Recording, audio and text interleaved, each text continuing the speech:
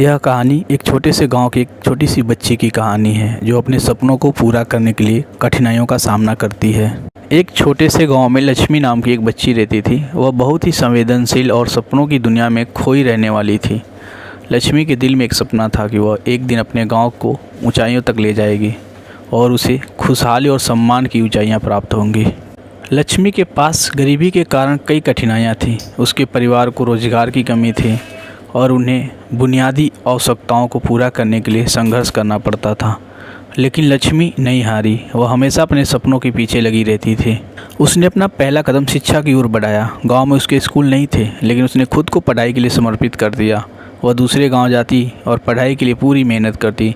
संघर्ष और कठिनाइयों के बावजूद वह अपने लक्ष्य की ओर बढ़ रही थी। लक्ष्मी की दृढ़ता और मेहनत ने उसे सफलता की ओर ले गया। उसने अपनी पढ़ाई पूरी की और उच्च शिक्षा हासिल की। जब वो वापस अपने गांव लौटी तो उसने गांव के लिए प्राइवेट स्कूल शुरू किया। वह हर बच्चे को शिक्षित करना चाहती थी।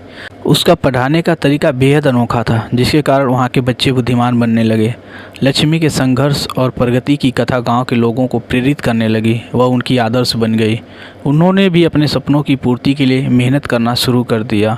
इस तरह लक्ष्मी ने अपने गांव को ऊंचाइयों तक ले जाने में सहायता की और लोगों को सामरिक, आर्थिक, सामाजिक रूप से सशक्त बनाया। इस छोटी सी बच्ची की यह कहानी हमें सिखाती है कि हमें अपने सपनों को पीछे दृढ़ता से खड़े होने चाहिए।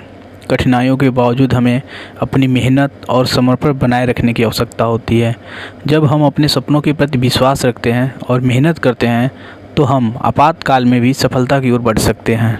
दूसरी कहानी एक मधु नाम की लड़की की है जो गाँव में रहती थी। मधु के लिए आसमान से अपने बहुत करीब बादलों को देखना सिर्फ ख्वाब पूरा होना नहीं था, बल्कि एक जंग जीतने जैसा भी था। बादलों का कभी समंदर की तरह दिखना, कभी असंख्य पहाड़ों की तरह दिखना बहुत रोमांचकारी था। सूर्य की चमकती किरणें बिल्कुल पास प्रतीत होती थी। मधु की ये पहली हवाई यात्रा थी। उसने खास तौर से खिड़की वाली सीट खुद के लिए बुक किया था। इस यात्रा तक पहुंचने में मधु ने कई अनकहे ख्वाब और कल्पनाओं को जिया था। मधु आज भी हवाई यात्रा को बार बार याद करती और मुस्कुरा उठती। उसके तन मन में एक अजीब सी खुशी लहर दौड़ जाती। सपने पूरे होने के एहसास की खुशी, अपने आप ही चेहरे पर मुस्कान दौड़ जाती। साल 2020 जब लॉकडाउन लगा, दूरदर्शन पर रामायण की दोबारा प्रसारण की बात मधु ने सुना तो उसकी याद ताज़ा हो गई और वह मुस्कुरा उठी। रामायण से एक विशेष जुड़ाव था मधु का। उसके एक सपने का बात उन दिनों की है जब मधु सिर्फ 7 वर्ष की थी। तब पहली बार रामायण टीवी पर प्रसारित हो रहा था। उस समय रामायण का जो क्रेज़ था वह देखने लायक था। लोगों के पास टीवी कम हुआ करता था, खासकर ग्रामीण इलाकों में। यदि किसी के यहाँ टीवी होता तो रामायण देखने के लिए सिनेमा की जैसी भीड़ लगती थी। उसका पढ़ाने का तरीका बेहद अनोखा था, जिसके कारण वहाँ के बच्चे बुद्धिमान बनने लगे। लक्ष्मी के संघर्ष और प्रगति की कथा गांव के लोगों को प्रेरित करने लगी। वह उनकी आदर्श बन गई।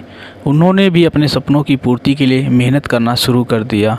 इस तरह लक्ष्मी ने अपने गांव को ऊंचाइयों तक ले जाने में सहायता की और लोगों को सामरिक, आर्थिक, सामाजिक रूप से सशक्त बनाया। और वो छाप थी मधु के मन में ख्वाहिश को जन्म देना कि उसे भी पुष्पक विमान से दुनिया की सैर करना है, ऊंचाइयों से दुनिया को देखना है, ऊंची ऊंची इमारतों को ऊपर से देखना, पहाड़ों, जंगलों, ऊंचाइयों को देखना। ये मधु के बाल मन में ख्वाहिश बनकर घर कर गया। उस वक्त मधु के बाल मन को ज्ञान नहीं था कि हवाई जहाज़ में यात्रा की जा सकती है। वह मन ही मन जागती आँखों से ख्वाब देखती कि वह पुष्पक विमान में यात्रा कर रही है और बड़े बड़े इमारतों, समुद्र के ऊपर से गुजर रही है। उसने अपनी ख्वाहिश किसी के सामने कभी जाहिर नहीं किया। वक्त बीतता गया। मधु जब 12-13 वर्ष की हुई तो उसे पता चला रामायण वाली पुष्पक विमान तो अब नहीं मिल सकता, लेकिन हाँ, अभी मिलते हैं दुनिया में जो ऊंचाइयों को छू सकते हैं और उनका नाम है हवाई जहाज़। मधु खुश हुई। वह अपना सपना पूरा कर सकती थी। अब मधु कल्पना और सच्चाई में फ़र्क करना सीख गई थी। समय गुजरता गया। मधु ने हाई स्कूल पास कर उच्च शिक्षा प्राप्त कर शिक्षक बनने की पूरी तैयारी कर ली। आखिर वो दिन आया जब उसे स्कूल टीचर बनने का मौका मिल गया और मधु ने अपनी कमाई से हवाई यात्रा का प्लान किया। मधु बहुत खुश थी। मधु उस दिन चहक रही थी जब उसे एयरपोर्ट जाना था। पहली बार उसने एयरपोर्ट को देखा और चेक इन किया। आज उसके पैर हवाई जहाज़ में यात्रा करने से पहले हवा में उड़ रहे थे। मधु ने घूम घूम कर एयरपोर्ट देखा तथा अनाउंसमेंट को ध्यान से सुना तथा उसके अनुसार सारी औपचारिकताएं पूरी की। उसके बाद एक पल ऐसा आया जब मधु को हवाई जहाज़ में बैठने की बारी आई। मधु ने धड़कते दिल से हवाई जहाज़ पर अपना कदम रखा और अपनी सीट पर बैठी और बेसब्री से हवाई जहाज़ के उड़ने की प्रतीक्षा करने लगी। सभी यात्रियों के जहाज़ पर बैठती एयर होस्टेस ने अनाउंस करना शुरू किया। मधु ने सारे अनाउंसमेंट को ध्यानपूर्वक सुना। उसके बाद जैसे ही हवाई जहाज़ ने टेक ऑफ किया, मधु रोमांच से भर गई।